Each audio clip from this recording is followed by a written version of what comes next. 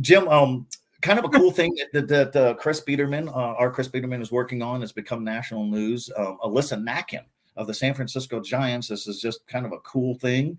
And here she is. The Giants posted this. So she's a Woodland High School graduate of Yolo County and played and excelled in softball at Sacramento State. And she was brought into the game to be a coach after an ejection.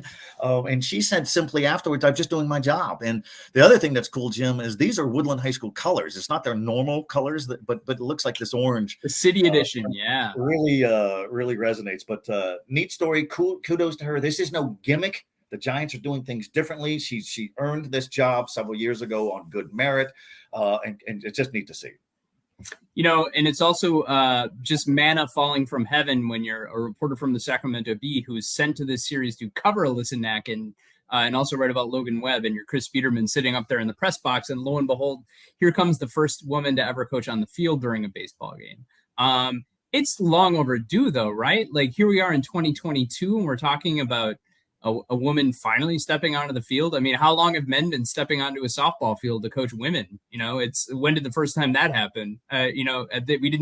Nobody's writing stories about that, and that because that happened 100 years ago, probably. So yeah, long overdue, Joe. I agree. And some people, you know, there's always a grouch, and they expose themselves ungloriously so on social media that they, oh, this is a gimmick, and this is, get real baseball people out there. Well, she is real baseball people, and she's earned it. And the Giants are under no pressure and no obligation to have anything gimmicky. They're out to win and have the best people. And geez, the Giants, I think, led all of Major League Baseball last season in victories. So, right. I think my mom was pitching for them last year and they won 107 games. I mean, this is a team that finds a way to win with whoever's on their roster, but also they have a ton of coaches. They have a ton of assistant coaches, and I don't think they're hiring dummies. I think plenty of baseball teams over the years have maybe had some undeserving coaches now and then.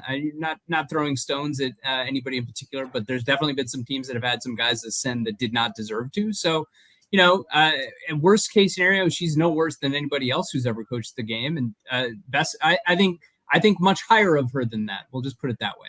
Yeah, I agree. And kudos to her. And, like we said earlier, Jim, she said, hey, I'm just doing my job. I'm just here to coach and help and all that. So,